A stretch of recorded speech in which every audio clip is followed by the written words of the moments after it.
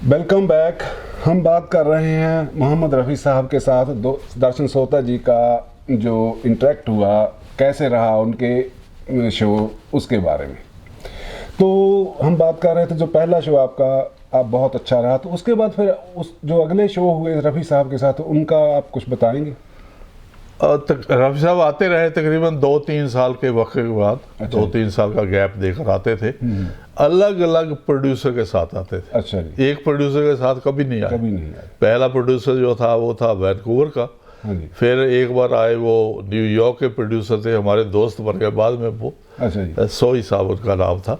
उनके साथ आए। फिर कैलिफोर्निया में एक प्रोड्यूसर थे, उनके साथ आए। 4 बार अलग अलग प्रोड्यूसर के साथ आए और हर बार मुझे ऊपर वाले ने चांस दिया कि मैं ही शो करूं। अच्छा जी। सो सेकंड जो दूसरी बार आप कुछ याद है उसके बारे में आपको, जो शो हुआ कैसे हुआ?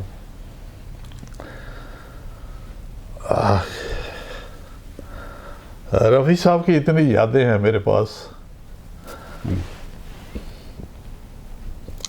मैं जब अकेले बैठकर बस याद करता हूँ तो कर नहीं सकता, रोना आता है। बहुत जल्दी चले गया।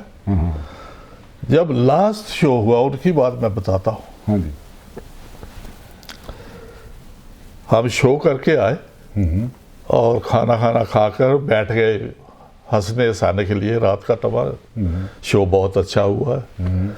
तो उनको सारा मैंने चिट्ठा बताया, इतने की टिकट थी, ये खर्चे थे, ये मेरे को बचा है। अच्छा जी।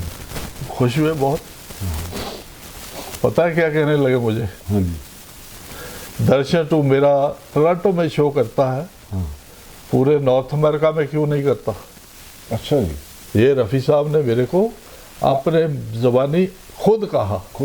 हालांकि उसका सेक्रेटरी भी साथ था। अच्छा जी। वो सेक्रेटरी से भी खुलवा सकते थे, इतना प्यार था उनको।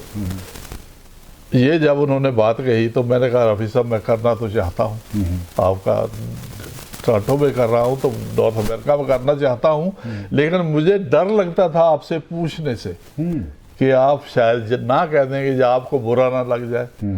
तो मेरे को क्यों बुरा लगे, तुम कर, मैं तो कहना कर। अच्छा। तो मैंने कहा फिर रफ़ी साहब आप मुझे बता दें कि आपकी फ़ीस क्या होगी? तो कहता क्या जवाब मिला? हाँ जी। आप हैरान हो गए। हाँ जी। बोलते 30,000 ठीक है? 30,000 उस वक्त जिस वक्त सिर्फ $7 की और $12.5 की टिकट हुआ करती, उस वक्त रफ़ी साहब ने आपसे 30,000 मांग लिया। आप हैरान हो गए ना? तो $30,000 अब इससे भी ज्यादा आपको हैरानगी होने वाली है जो मैं आपको अब बताने वाला हूँ। तो मैंने 40,000 तो नहीं मांग लिया? मैंने कहा रफ़ी साहब $30,000 या रुपया? 30,000 आपने पूछा, $30,000 या $30,000? वो कहते हैं रुपया। $30,000 पर शो। $30,000 पर शो। उसमें क्या कुछ इंक्लूड था? एवरीथिंग। अच्छा, उनके सिर्फ एयर फेयर नहीं इंक्लूड था, होटल के खर्चे इंक्लूड नहीं थे, खाना शो का खर्चा 30,000। उनकी फीस, उनकी फीस और उनके सारे साथियों की, जो भी म्यूजिशियन होते हैं, साथ में फीमेल सिंगर होती है, पूरा शो। अच्छा, अगर वो $30,000 होता सर, तो फिर तो करना मुश्किल था। अच्छा, फिर तो होता ही नहीं। मगर कितना होना चाहिए था उस वक्त? वो तो 30,000 तो कुछ भी नहीं। 30,000 वाज नॉमिनल, वेरी नॉमिनल। वो तो आजकल की बात, आजकल के मुकाबले में अगर आप सोचो तो मैं हंसता हूँ कभी कभी सोचकर। आजकल एक जो तबला बजाने वाला है ना, वो म्यूजिशियन है, इज्जत करता हूँ मैं उनकी भी, लेकिन वो 30,000 लेते हैं। वो तो इतने बड़े कलाकार थे। मोहम्मद रफ़ी थे यार। Mohammed Rafi 30,000 is nothing. खुदा की आवाज़ कहते हैं जी। तो मैंने कहा ठीक है जी। अच्छा जी। हमने कॉन्टैक्ट कर लेते हैं और अगला टूर मैं करूँगा आपका। अच्छा जी।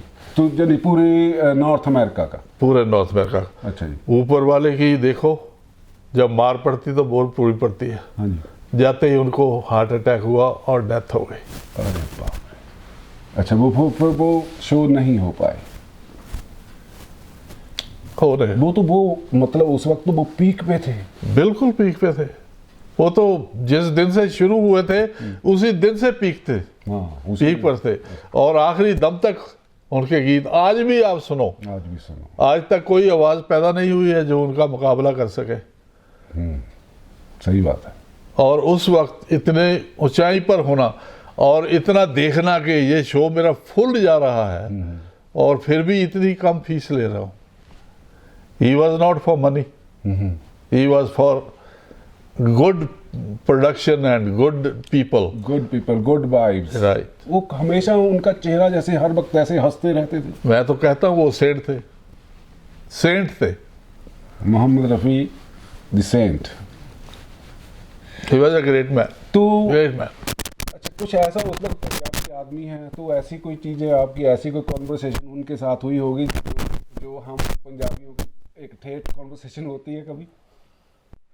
नहीं, हमारे दिल में उनके लिए इज्जत इतनी थी कि कभी हौसला नहीं पड़ता था कि ऐसा कुछ करें, कुछ बात करें, कुछ जोक करें, जाओ कुछ ऐसा करें। नहीं, ऐसा नहीं।